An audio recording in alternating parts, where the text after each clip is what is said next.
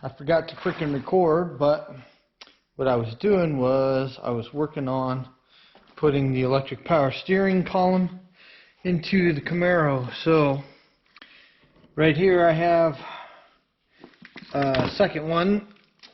This one I believe came out of a Nissan Cube. It's set up a little bit differently. The one that I just put in the car is from a Nissan Versa. The controls are a little bit different. The way this tube mounts to the actual unit is a little bit different. Where the pivot point is on the unit is different. Where the brain box is mounted is different, but they're pretty close. You could use either one, but the brain box on these is mounted separate. It's not built into the column, so you could technically wire it wherever you want behind the dashboard. So I've got the column in the car, and what I ended up having to do was this bracket right here for the tilt on the column. I ended up having to cut that off and move it around. I was able to use the Camaro support that bolts onto the bracket to hold the original column.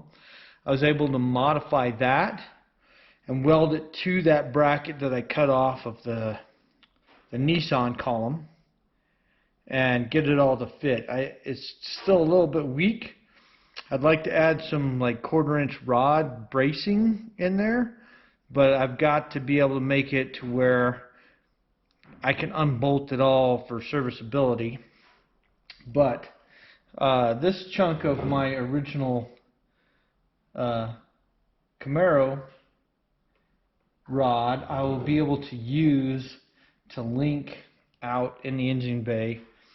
This is the end down here, is the end that actually attached to, you see, this is the rag joint end right here. This was on this end of that. So that's the end that actually attached to the original steering column end that stuck out of the firewall. So I'll have to figure out another boot situation or whatever to seal the firewall, but I don't think that's really a big deal because I can kind of make whatever I need to there to do that. But let me show you what I got going on inside. So the seat is set in with 2 bolts. It's all the way forward, so this is as close as you'll get to the steering wheel. If you're short like me, that's as far forward as I need it. I can still, and it's in its lowest position. When it goes up, it will go up practically till it hits the windshield, which will be good too if you have a race seat, a roll cage, because then you don't have to put on a detachable steering wheel. So this is the brain box. I mounted it in with this bolt here, but I think I'm going to have to make a standoff and get a longer bolt, because what it does is it hits the bracket here and then the column won't tilt. So I'm going to have to put a standoff to move it over slightly so it doesn't hit the column, so that you can adjust it. So here's the bracket that I cut off, and you can see where I cut it off of. And I had to see, it was actually right up here and here. So I had to clock it differently because the electric motor was sticking straight up. So I don't really have room in here for that. So I wanted it off to either this side or the other side. But because the differential pressure switch is down here, I wanted to put this on the bottom side so you could just come under the dashboard and take that out, replace it if you needed to. You can get to these 2 bolts fairly easy if you want to separate the column. You can get to these 2 bolts that, there's one back here and this one up here that hold the motor on. Everything is serviceable right here, all the connectors, so you could just reach up behind the dashboard, So when I make a dashboard for this, that'll all be fairly easily accessible if it needs to be serviced at any point. The plate up here on the steering column that holds the Nissan switches for the Versa is now clocked completely oddball, almost 90 degrees out. So I will end up having to cut that off, probably turn it and reorient it, or I might just cut the bracket off of that column and just use those switches from the Cube, because this steering wheel is actually from the Cube. It had the airbag deploy, so it's the whole center's all tore up in it and everything, and the U-Pull yard won't let you take an airbag anyways. It won't sell you an airbag, so it's kind of and I could have got one, a center that was in good shape. Of course, it's still going to say Nissan, but they wanted too much for it, and I was like, forget that. So it depends on who you got at the desk. One, they let me walk out with the entire column, with the freaking steering wheel, switches, everything. And then the other one, I pretty much had to strip down because they wanted extra for the steering wheel, extra for the friggin', you know, switches, like all this crap. So depends on who you get on checkout. If they want too much, I just dump it right there in their pile. They can keep it.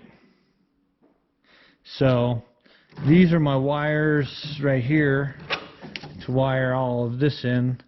I've got to look at the Nissan wiring and see what goes to the vehicle speed sensor and all that, because it would be really cool to be able to have that feature. Maybe tie it. I want to put a speedometer in here that's GPS speedometer, and what would be really cool, I think, is to be able to figure out how to tie the VSS sensor signal to the GPS signal for how much speed to tell the brain box for the variable power assist. But pretty much that's what I've got going on here, and you can actually unlock that whole thing, and of course without the brain box on there. Hold up just a second here. See, that brain box is just it's hitting this bracket, so I think I'm just going to put a spacer, standoff spacer in there, and a longer bolt. That way it stays off the bracket. But this whole thing, I mean, you can see how far up it comes. It'll probably hit the windshield. So if you're trying to get in past the roll cage and all that, it'll work out pretty good, I think, without having a detachable steering wheel. You know, everything still stays up out of your way for your feet. And then, of course, it all comes right back down. The motor comes almost to the bracket, but I want to take, because you can see how much flex is in that whole thing. Even when you, hold up a second. Even when you lock it down, there's quite a bit of movement in that steering wheel. So what I'd like to do maybe is take either from, I'm thinking maybe bend a rod, a 1/4 inch rod, come across the bottom, come up, and maybe bolt it in somehow, you know, just drill and tap or weld a nut on or something where I can just bolt them in on the this is the bracket for the steering column, and the box for the foot pedals is all this whole thing. So that's pretty solid. So I'm thinking maybe if I can come off here and then come up with some 1/4 inch rod bracketry, maybe that'll stiffen that all up enough to make it work. I suppose if I reorientate this, you know, well, no, I can't really do that. I can't really attach anything onto this to brace it, because then it won't be able to pivot. So since I want it to adjust up and down at a minimum, I think I'm going to have to come off of, I might could come off of here and brace to there or something, and then have the other one come up. Or I don't know. The top of the dashboard thing isn't really stiff, but you know, maybe I can come up higher, like up here where it meets all this other stuff. That's probably more solid. But if I can just get in there and brace it, I think that'll work out pretty good that way. But it actually, it fits really nice, I think.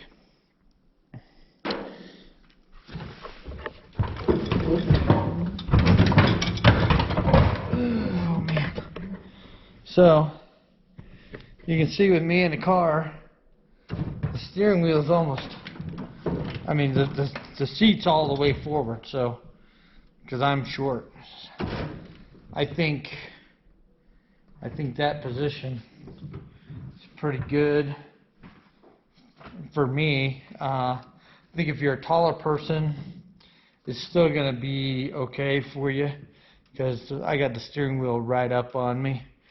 But if you scooted the seat back further, if you were taller, the steering wheel wouldn't be right in your face. But I think it's still, I think it might stick out a little further than the stock steering wheel did out of the dashboard area. But yeah, see, that's so, the thing is so flimsy. That's one thing that worries me. You know, and I can't. The shifter really I have. The shifter comes up and then back, so the shifter should be like right in here, I think, for me. So the shifter comes up and back. So the shifter, I think, should be somewhere right up in here for me.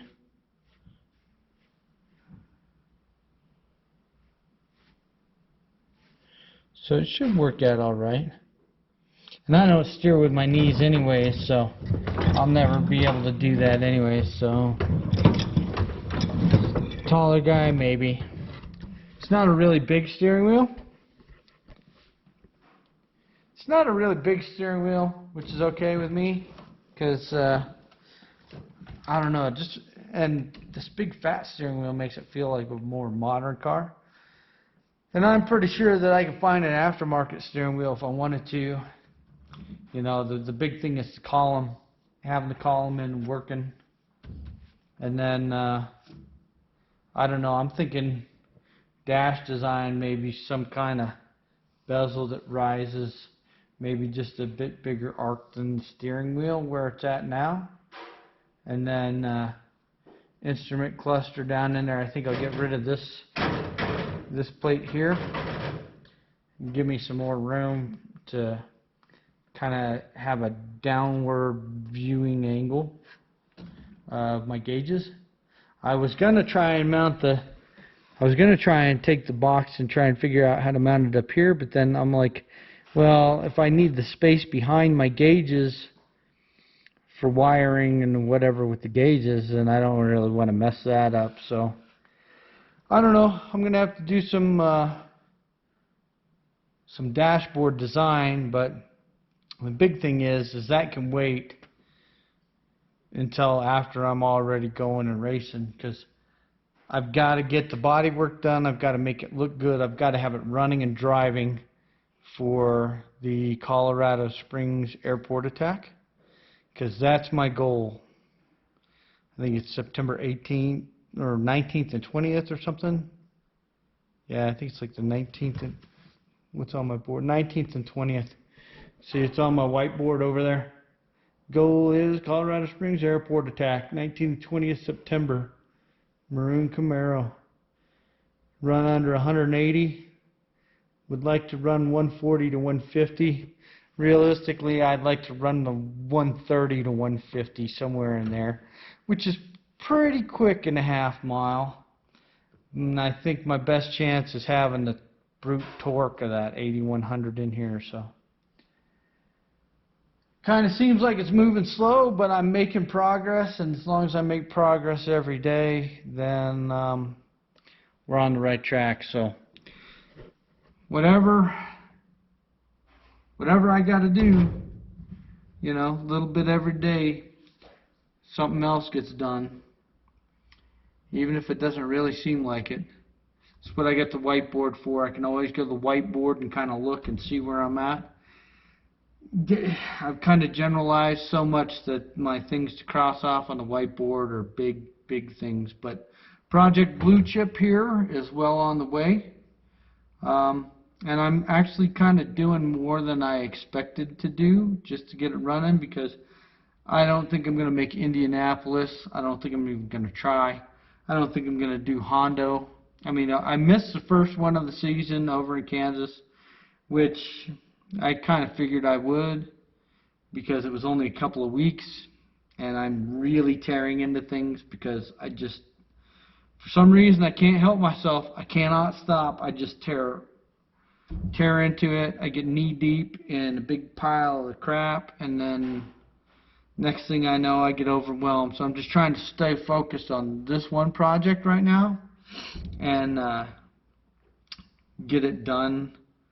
I figure at least if it looks pretty and it looks good and it runs and I can be semi-competitive, I kind of have a chance at maybe getting some sponsorships going and getting myself out there and hanging out with the people I want to hang out with, making those friends, having fun, and it's going to be really good to finish this project, to get it done. It's going to feel like a huge accomplishment to me. And then I'll be off to the next one. So, anyhow, like, subscribe, comment, share with your friends, and I'll see you on the next one.